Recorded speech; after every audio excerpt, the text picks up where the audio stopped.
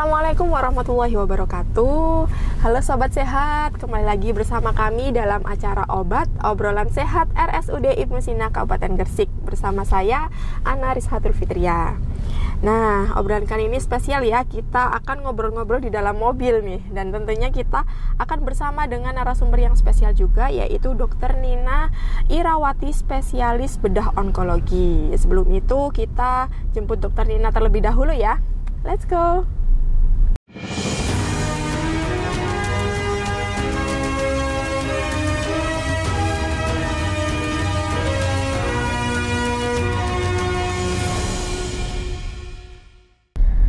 Nah, Sobat Sehat, kita sudah bersama dengan Dr. Nina Irawati ya. Beliau merupakan seorang dokter spesialis bedah onkologi, konsultan bedah kepala leher di RSUD Ibnu Sina Kabupaten Gresik.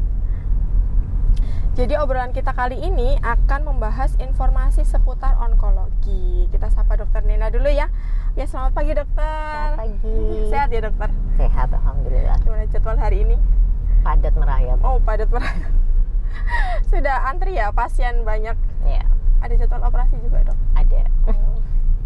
Oke, kita ganggu dulu ya pagi-pagi nih dokter Nina. Oke, langsung aja ya dok, untuk pertanyaan yang pertama ini. Kalau boleh tahu nih, dijelaskan tentang cabang ilmu kedokteran ya, tentang onkologi itu apa sih dok? Jadi onkologi itu memang cabang ilmu yang memang spesialisasinya di tentang tumor. Jadi kalau orang awam nyebutnya itu benjolan, kalau di bidang medis kita sebutnya tumor. Tumor ini intinya adalah pertumbuhan abnormal dari sel yang memang bisa membentuk benjolan gitu. Walaupun nanti lebih dari cuma sekedar benjolan. Nah, tumor ini bisa jinak, bisa ganas. Kalau yang ganas kita sebutnya kanker biasanya. Kanker, ya. Nah, jadi onkologi adalah cabang ilmu yang mempelajari tentang ini. Dan onkologi itu terbagi menjadi dua, yaitu bedah onkologi yang berhubungan dengan pembedahan dan terapi-terapi lainnya.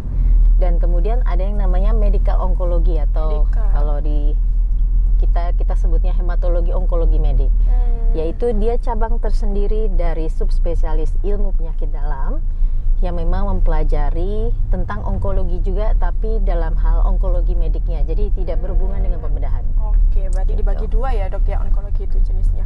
Ada yang bedah onkologi sama... Backgroundnya beda ilmunya, yang satu dari cabang ilmu bedah, sedangkan satu lagi dari non pisau, jadi penyakit dalam. Oke, itu dia tadi ya, onkologi itu jadi ilmu yang mempelajari tentang tumor ya dokter ya. Dan tumor itu ada dua ya Sobat Sehat, ada yang jinak dan ada yang ganas atau kita sebutnya kanker. Disebutnya kanker. Oke. Nah, peran penting sendiri dari dokter spesialis bedah onkologi nih dok. Kita bahas yang bedah onkologi aja ya dokter, karena dokter Nina adalah spesialisnya bedah onkologi. Boleh dijelaskan dokter peran pentingnya dokter bedah onkologi? Sama seperti peran penting dokter pada umumnya, bahwa kita tidak hanya menyembuhkan tapi juga promosi, prevensi. Memang dalam bidang onkologi kata preventif ini agak sedikit bias, karena kalau ditanya apakah kita bisa mencegah kanker, jawabannya ya agak sulit, tapi kita bisa mendeteksi dia dari sejak dini. Jadi mungkin kita lebih ke arah deteksi dini, kemudian promosi program kesehatan seperti screening contohnya, kemudian menyembuhkan dalam artian mengontrol tumor itu sendiri, menangani secara cepat dan tepat. Biar nggak lama-lama gitu ya, nanti makin serius lah ya gitu. Oke, nah penyakit apa aja dok yang ditangani oleh spesialis bedah onkologi? Bedah onkologi biasanya dulu kita sebutnya awalnya HNB, kemudian berkembang menjadi HNB-SCT. Jadi head and neck, breast, soft tissue, leher di bawah otak. Jadi otak bukan bagian dari bedah onkologi. Itu adalah bedah neurosurgeon sendiri gitu ya. Jadi bagian dari bedah saraf. Kemudian breast artinya payudara. Jadi tumor di sekitar payudara, mau jinak mau ganas. Kemudian tumor di tadi yang saya bilang kepala leher, payudara, kemudian soft tissue jadi jaringan lunak, bukan di tulang. Kemudian di kulit. Oh, termasuk kulit juga ya dok ya? Ya. Oke. Ya, ini top 3 penyakit terbanyak ini apa dok yang ditangani dokter Nina selama ini? Mungkin tahun terakhir ini? sama seperti rasanya di seluruh rumah sakit di Indonesia, baik di tipe A maupun tipe B. Kalau dari onkologi sendiri jelas payudara untuk perempuan, kemudian diikuti oleh tiroid misalnya, dan kemudian yang lain-lain lebih ke arah kanker kulit misalnya. Kanker kulit berarti ada kanker payudara ya nomor satu ya. Kanker payudara jelas itu pasti terbanyak karena penduduk Indonesia kebanyakan juga perempuan. Iya. Gitu. Resikonya apa sih dok kalau kanker payudara tuh dok? Faktor resiko. Banyak faktor resiko yang dikemukakan dari mulai sebelumnya udah pernah ada riwayat tumor jinak.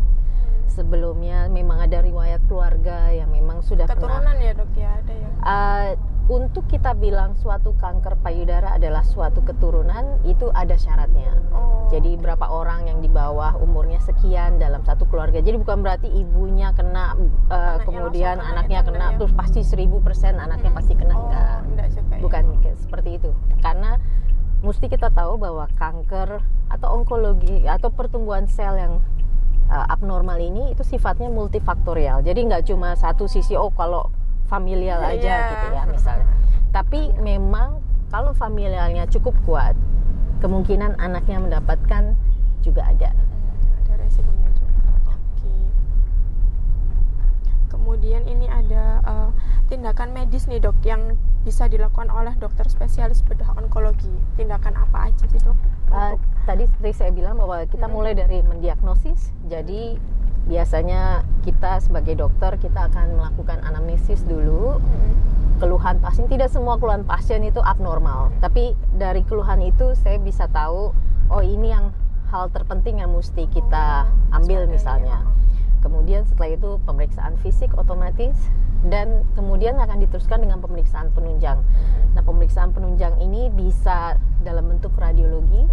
Contohnya adalah kalau payudara ada USG, mamografi, bisa naik sampai MRI, bisa naik sampai ke PET scan. Tergantung ada stadiumnya juga ya dok? Tergantung dari jenis penyakitnya apa dan apa yang mau dicari misalnya. Kalau misalnya saya curiga dia misalnya punya kanker nasofaring, yaitu kanker di belakang hidung, mungkin saya akan perlu nasofaringoskopi biopsi misalnya. Jadi memastikan itu ya dok? Pemeriksaan penunjang disesuaikan dengan suspek kita dari awal ini penyakitnya di daerah mana dan penyakitnya kira-kira apa, dan kita seperti kayak intel jadi mengejar ini apa penyebabnya misalnya gitu. Jadi pemeriksaan penunjang disesuaikan dengan semua penyakit karena walaupun penyakitnya sama dengan individual yang berbeda, pemeriksaannya bisa berbeda tergantung tujuannya apa. Misalnya kanker lidah yang satu mungkin perlunya cuma USG, yang satu lagi mungkin perlu MRI, yang satu lagi mungkin kombinasi CT scan dan MRI, yang satu lagi mungkin perlu PET scan bahkan. Jadi tiap pasien benar-benar personalized, individual maksudnya. Beda-beda ya, nanti pengobatannya juga diagnosisnya juga beda gitu ya dok ya. Nah, kapan sih dok harus ke dokter spesialis bedah onkologi? Kadang kan kalau orang ada benjolan aja, oh kita ke bedah aja gitu. Bedah onkologi adalah suatu subspesialis. Jadi sebetulnya kalau menurut dokter bedah umumnya dia bisa melakukan diagnosis secara tepat. Setelah itu baru mungkin dirujuk seandainya menurut dia rasanya ini perlu bantuan dari subspesialis onkologi misalnya. Jadi kadang pasien datang langsung ke spesialis bedah onkologi, tapi ada pasien yang saya cuma adanya bedah umum aja, nggak apa-apa. Nggak semua penyakit harus langsung datang ke kita. Tapi dari bedah umum itu nanti mereka yang akan lihat, ini rasanya perlu untuk dirujuk ke subspesialis yang lebih pas misalnya. Oke, berarti nggak semuanya juga lewat bedah ya dok ya? Kadang bisa lewat ke onkologi langsung atau bahkan lewat di dokter gigi. Contohnya adalah kanker lidah. Kadang pasien datang dengan gejala awal sariawan misalnya. Nggak mungkin dia langsung tahu-tahu ke bedah onkologi. Pasti udah ketakutan gitu kan. Nanti dibedah segala macam. Tapi dokter giginya akan lihat, ini sariawan yang harus dicurigai atau ini sariawan biasa. Kadang dia akan melakukan biopsi dulu atau dia angkat gigi dulu. Nanti hasilnya kan kelihatan. Ini memang udah di luar kompetisi saya. Jadi saya harus rujuk ke bedah onkologi misalnya. Iya, sepertinya kayak sepele ya dokter ya, kan sariawan, cuman sariawan gitu. Ya, sariawan bisa gejala awal dari kanker lidah kalau dia selama 2 minggu nggak menyembuh dan memang ada tanda-tanda yang lain selain sariawan saja. Orang awam mungkin melihatnya sariawan. Buat kita plak di mulut itu ada berbagai jenis, dan jenis yang mana yang mesti dicurigai itu ada. Siap. Ada pengalaman apa nih dok selama jadi dokter spesialis bedah onkologi? Barangkali operasi yang seserius apa atau operasi selama apa gitu? Menarik rasanya tiap pasien merupakan pembelajaran buat semua dokter. Bukan berarti jadinya jadi kayak bahan praktek, bukan. Dalam artian adalah pengalaman suatu dokter memang ditentukan oleh cara dia menghandle pasien-pasiennya, dan itu adalah respon balik bahwa oh berarti kalau kasus ini memang penanganannya seperti ini gitu, misalnya contohnya gitu. Dan itu akan membuat kepercayaan dokternya makin meningkat, pengalamannya makin meningkat, skillnya jelas meningkat. Iya. Dan itu akan membantu pasien-pasien makin tertantang gitu ya dok ya, nanti semua ada kasus-kasus tertentu ya, harus lebih atraktif lagi seperti itu. Exactly. Karena kasus biasanya makin sulit dan bukan makin mudah. Oke, ada itu nggak dok komplikasi dari onkologi sendiri? Sama seperti pembedahan pada umumnya, semua pembedahan maupun operasi kecil pun itu tetap ada risikonya. Bukan nggak sedikit ada pasien yang hanya biopsi kelenjar getah bening dan kemudian pasiennya meninggal. Misalnya karena reaksi alergi terhadap pembiusan dan segala macam. Itu kan hal yang tidak bisa terprediksi, ya. Tapi memang sebelum operasi kita sebagai dokter bedah kita akan bilang bahwa komplikasi secara umum yaitu contohnya perdarahan infeksi. Tapi kemudian ada komplikasi sesuai dengan operasi yang spesifik. Misalnya kalau kita mengangkat kelenjar gondok, itu tetap ada resiko suara bisa paro. Apakah pasti paro? Jawabannya enggak. Apakah kalaupun paro itu akan seumur hidup? Jawabannya juga enggak. Kalau dia paronya memang karena kankernya melingkupi saraf, sehingga dokternya memang harus mengorbankan saraf, walaupun nantinya mungkin saraf itu akan disambung dengan cara yang lain, kemungkinan paronya lebih lama ada. Tapi kalau dia hanya karena mungkin gondoknya sudah terlalu besar, jadinya dalam operasi kita memanipulasi gerakan sehingga kan pasti ketarik ke sana ketarik sini. Nah, saraf itu bisa tidak bekerja dengan baik dulu selama beberapa bulan misalnya. Kemudian setelah itu dia akan kembali seperti bisa awal. Pulih lagi ya dokter ya. Cuman kita memang butuh pengertian untuk pasien dan keluarga pasien tentunya. Nanti karena ada... kan dokter bukan Tuhan. Contohnya adalah kalau misalnya saya selesai operasi terus pasiennya bilang, aduh kenapa kaku banget ya? Karena kita pasti naruh jahitan. Gak mungkin jahitan saya longgar supaya pasiennya bisa gerak-gerak, nanti malah kebuka. Misalnya contohnya gitu. Nah ini untuk jadwal praktek dokter Nina di RSUD Ibnu Sina hari apa dok? Kalau tidak ada halangan, tidak ada hari libur dan segala macam, Rabu Kamis mulai jam dari jam 8 sampai jam 12. Jam 8 sampai jam 12. Nah, gitu ya sobat sehat. Jadi untuk jadwal dokter Nina sendiri itu ada di hari Rabu dan Kamis mulai jam 8 sampai jam 12. Nanti barangkali ada sobat sehat di rumah yang memiliki keluhan ya dok tentang benjolan, bisa langsung ke onkologi atau lihat bedah dulu boleh ya dok ya? Jadi nggak usah takut bahwa oh kalau saya ke bedah pasti dibedah. Tidak semua benjolan itu pasti dibedah gitu. Tapi yang paling penting adalah dengan memeriksakan kita jadinya nggak ragu. Paling nggak kita bisa sharing apa ketakutannya. Ada pasien yang datang ke saya memang literally udah kanker payudara. Pada saat saya bilang mau diangkat, dia bilang saya belum siap. Apakah kita akan maksa? Enggak. Tapi sebagai dokter saya mengedukasi, oke, kalau misalnya belum siap, kita akan melakukan ini dulu sampai mempersiapkan secara moral dan emosional. Tapi at the end of the day itu memang harus dioperasi karena memang masih stadium dini. Sayang kalau nanti dia malah berlanjut, contohnya gitu.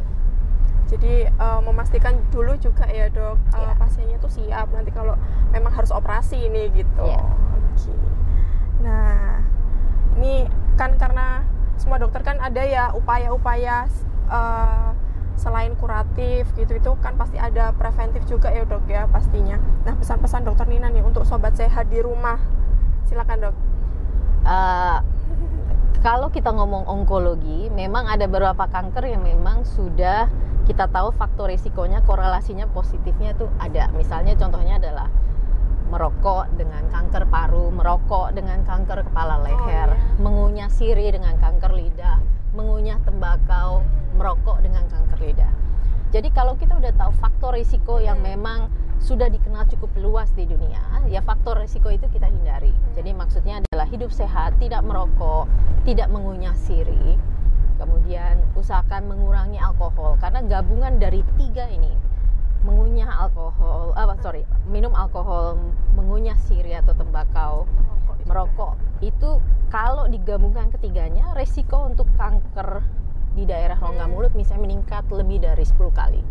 Jadi kalau kita tahu faktor itu ya kalau bisa dihindari. Ya. Tapi ada kanker yang memang kita nggak tahu faktor resikonya. Contohnya adalah kanker payudara.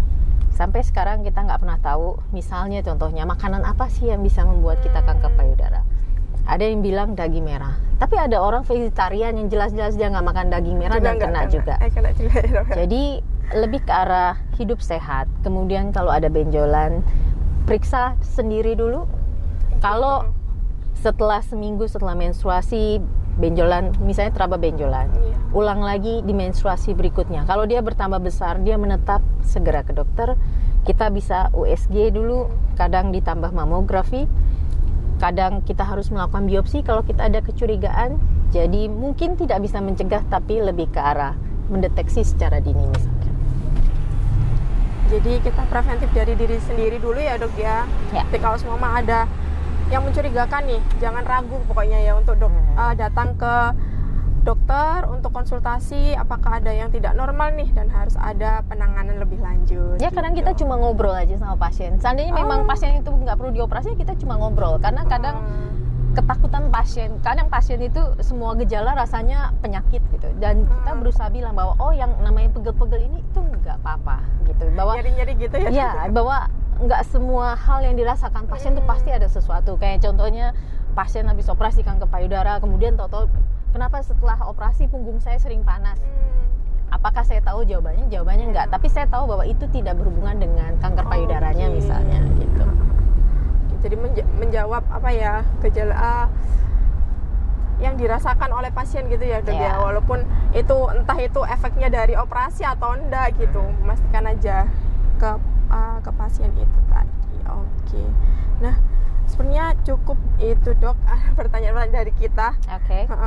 Rasanya udah cukup banyak gitu. Iya, lumayan ya. Nanti kita harapnya nanti obrolan kita hari ini dapat memberikan informasi yang positif nih bagi sobat-sobat sehat di rumah. Oke.